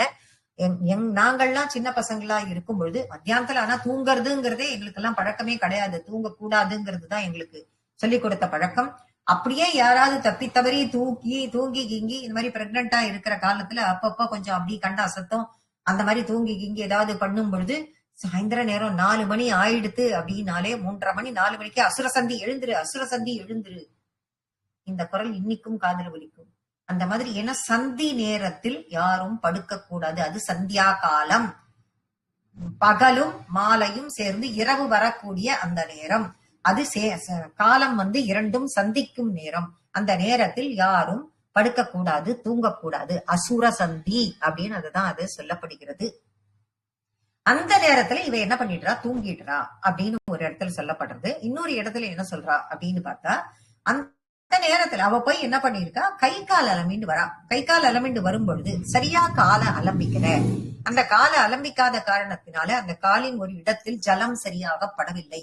அந்த அதை பார்த்துண்டு எப்போன்னு பார்த்துண்டு வயிற்றுல வளர்றது, ஒரு குழந்தை வளர்கிறது, தன்னை வதம் செய்வதற்காகவே வளர்றதுன்னு இந்திரனுக்கு தெரியாதா? அவன் எப்போன்னு டைம் பார்த்துட்டு காத்துட்டே இருந்தான். அப்படிப்பட்ட அந்த இந்திரன் என்ன பண்ணினா அப்படின்னாக்க, நேர இவளுடைய வயிற்றிற்குள் பூந்துட்டான். உள்ள பூந்தவன் இந்த பாகவத புராணத்துல பெருசா சொல்லியிருக்கு. விதியினுடைய வரத்தை தெரிஞ்ச அந்த இந்திரன் இதுதான் சாக்கு அப்படின்னு அந்த குழந்தையை ஒரு நாள் சாயந்தரம் அவ கை கால் சரியா அலம்பிக்காத நேரத்தில் அவன் கரெக்டா அவளுடைய கர்ப்பத்திற்குள் புகுந்து விட்டான்ங்கிறது தான் நாராயண பட்டத்திரி கொடுக்கிறார். பவனால ஏஷ அப்படி பண்ணி அந்த நேரத்தில் இவன் என்ன பண்ணிட்டான், டக்குனு உள்ள பூந்துடுறான். கர்ப்பத்துக்குள்ள பூந்தா அப்படியே ரத்தன மாட்டமும் அப்படியே ஜொலிச்சுட்டு இருக்கு அந்த குழந்தை. இந்திரன் பாக்குறான் அந்த குழந்தைய ஜொலிச்சுட்டு இருக்கு. அந்த குழந்தைய இவன் என்ன பண்றான், 7 துண்டா வெட்டுறான். 7 துண்டா வெட்டினா அந்த குழந்தை கத்துறது. அந்த குழந்தை அழதான். அந்த குழந்தை கத்துறது. அந்த கத்தின் இருக்க அந்த 7 துண்டங்களையும் ஒன்னும் திரும்ப 7 வெட்டினான். அப்ப 7 49 துண்டு. 49 துண்டுகளாக அந்த குழந்தைகள் பிறக்கின்றன. அதுதான் மருத்துக்களாக பிறக்கிறது அப்படின்னு சொல்றது பாகவதம். இவர்கள் தான் தேவர்களின் மறுக்கணங்கள் அப்படிங்கிற வார்த்தையை நீங்கள் எல்லாம் கேள்விப்பட்டிருப்பீங்க. இவர்கள் தேவர்களின் மறுக்கணங்கள். அதான் பொதுவா சந்தியா காலத்துல யாரும் தூங்கக்கூடாது. இது அனாச்சாரம். ஆச்சாரம் கிடையாது, அனாச்சாரம். அப்படி தூங்கினதுனாலதான் இந்திரன் தன்னுடைய யோக சக்தியினால இது தெரிஞ்சுக்கிறான். விதியினுடைய கர்ப்பத்துக்குள்ள பிரவேசிக்கிறான். தங்கம் மாதிரி குழந்தை ஜொலிச்சுன்னு இருக்கு. அதை வெட்டுறான், வஜ்ராயுதத்தால வெட்டினான் அப்படின்னு சொல்லப்படாது. 7 வெட்டுறான். அந்த குழந்தை கத்துன்னு கத்துறது. திரும்பவும் 7 பீஸா அதை வெட்டுறான்.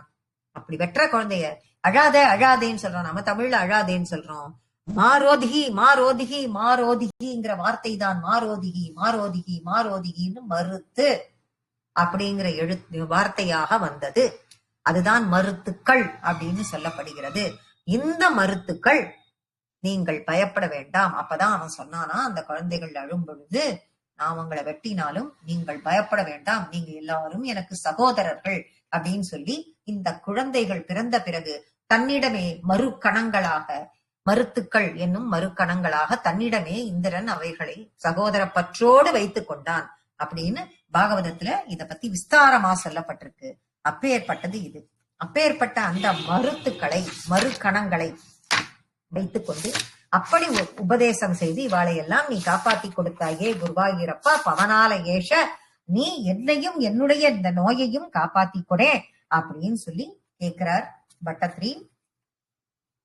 இப்படிப்பட்ட இந்த தசகம் 23வது தசகத்தை இந்த மருத்துக்களின் சரித்திரத்தை கேட்கும் பொழுது அவரவர்களினுடைய வாழ்க்கையில் அவரவர்களினுடைய மனசில் இருக்கக்கூடிய இந்த தீய நிலையில் ஒரு திதியானவள் இப்படி ஒரு எண்ணத்தோடு அந்த குழந்தையை பிறப்பிக்கும் பொழுது அதையே சகோதர பற்றுள்ளவனாக மாற்றக்கூடிய அந்த சக்தியோடு குருவாயூரப்பன் கொடுக்கும் இந்த நிலை, அந்த மருத்துக்களின் அந்த சரித்திரத்தை கேட்கும் பொழுது யாருடைய மனதிலும் இருக்கக்கூடிய அப்படிப்பட்ட தீய நிலையை விளக்கும் அப்படின்னு பாகவத புராணத்தில் சொல்லப்படுகிறது. அப்படிப்பட்ட சரித்திரத்தை நாம இப்ப கேட்டிருக்கோம், அனுபவிச்சிருக்கோம். அதோட இந்த தசகத்தை நாம இன்னைக்கு கம்ப்ளீட் பண்றோம். நாராயணா கில குரோ பகவன் நமஸ்தே.